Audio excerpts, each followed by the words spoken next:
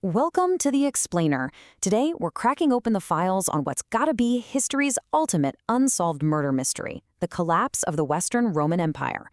It isn't just dusty ancient history. It's this massive, incredibly complex puzzle that has literally baffled investigators for centuries. I mean, think about it. How does a superpower that ruled the known world for hundreds of years just suddenly disintegrate? Or did it even disintegrate at all? Grab your magnifying glasses, because we're going to treat the fall of Rome exactly like a crime scene. Let's kick things off with a number that's just going to blow your mind: 210. Back in 1984, a historian named Alexander Demant decided to actually sit down and count up all the different theories historians have proposed over the centuries to explain why Rome fell. The final tally? An astonishing 210 distinct theories. We're talking everything from moral decay to climate change and even bad banking. That staggering number tells us right off the bat, this is absolutely not your simple open and shut case. So that brings us to the big central question we're tackling today.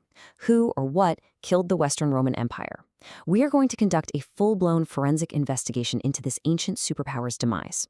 We'll examine the primary suspects, interrogate their motives, and look at the evidence left behind at the scene of the crime. Because honestly, solving this ancient puzzle might just tell us a little something about our own modern world.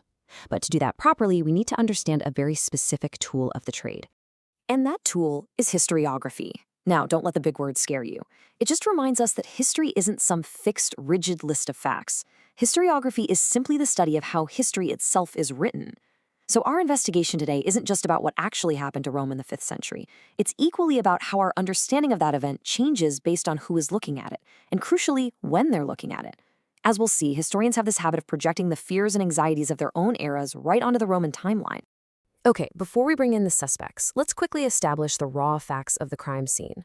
In 376 AD, there's a massive, unmanageable influx of Goths into the Balkans, which sets off this huge chain reaction of instability. Fast forward to 410 AD, and the unthinkable happens. Rome itself is sacked by rebellious Visigoths. Finally, we hit the traditional time of death.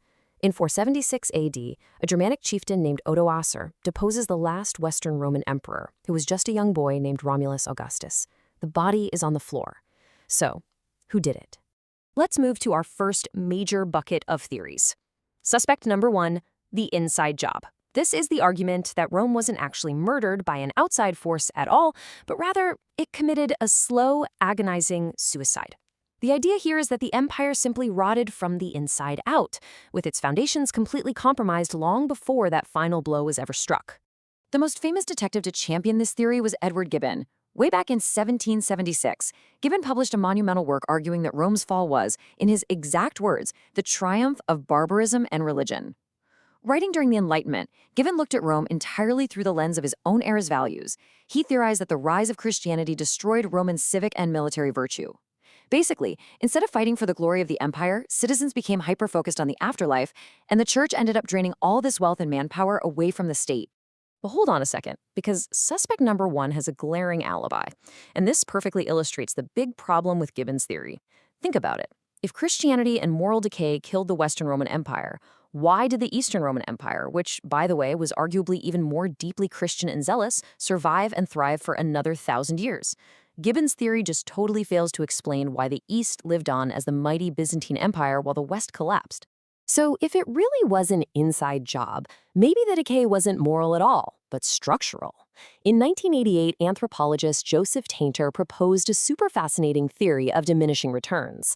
He broke the collapse down into 3 unavoidable steps. Step 1, Rome solved its problems by conquering neighbors to steal their wealth and energy. Step 2, as the empire ballooned in size, it required these massive, wildly expensive bureaucracies and military garrisons just to hold it all together. And step 3, eventually, you just run out of easy conquests. The sheer crushing cost of maintaining this incredibly complex society completely outweighs any new wealth coming in. So when a crop failure or a sudden invasion hits, the system literally can't afford to fix it, and it splinters. The empire basically bankrupted itself through its own sheer complexity. All right, let's pivot our investigation to suspect number 2, the unusual suspects. These are what historians call monocausal theories. It's this idea that one single, specific, dramatic factor brought down the giant.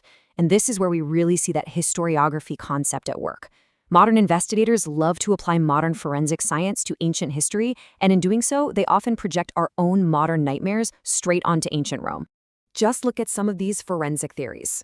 World historian William H. McNeill points to pandemics, specifically the Antonine Plague in the 2nd century, which might have actually been early smallpox or measles. It wiped out nearly half the population in some areas, leaving the military and the tax base way too small to support the empire.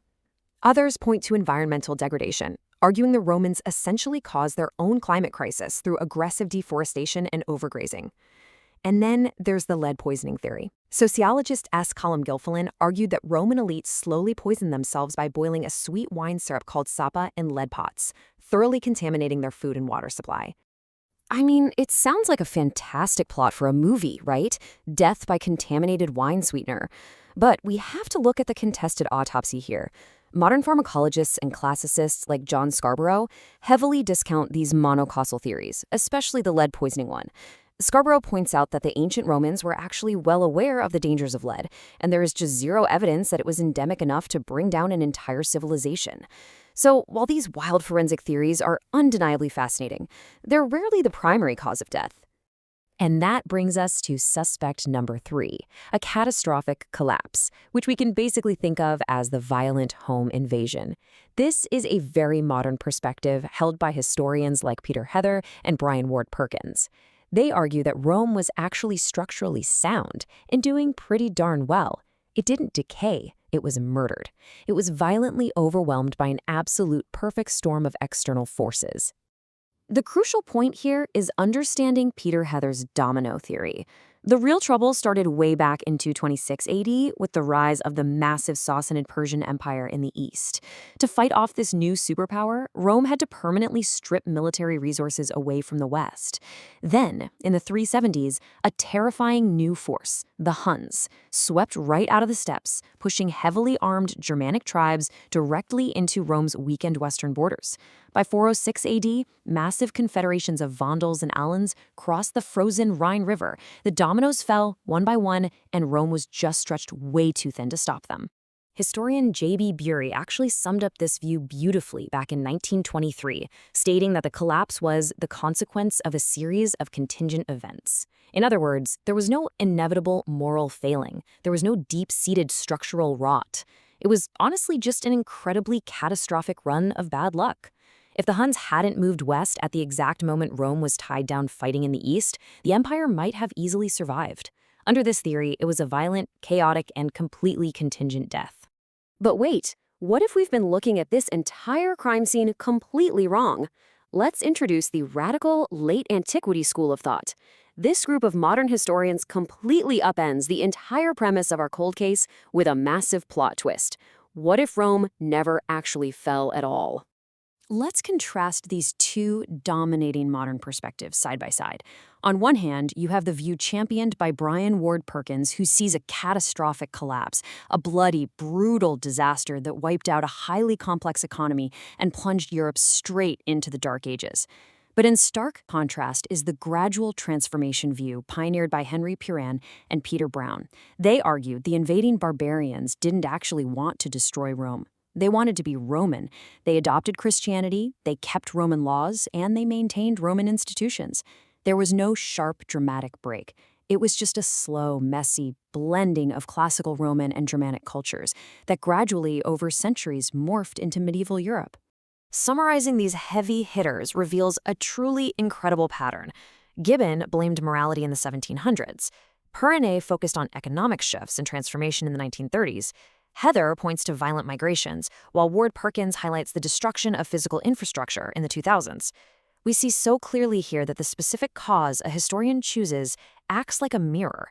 It perfectly reflects the cultural lens, the fears, and the obsessions of their own specific era in time. The evidence at the crime scene stays the exact same, but the story we tell about it, that constantly evolves. Which leaves us with this final, somewhat profound thought to ponder today. If a civilization doesn't just vanish overnight, but instead transforms so gradually over centuries that its own citizens barely even notice the shift, does it ever really fall? Or does it just become something new? The Roman Empire might be history's greatest cold case, but as we've seen today, investigating it tells us just as much about ourselves as it does about the ancient world. Thanks so much for joining me for this explainer, and I highly encourage you to keep questioning the past.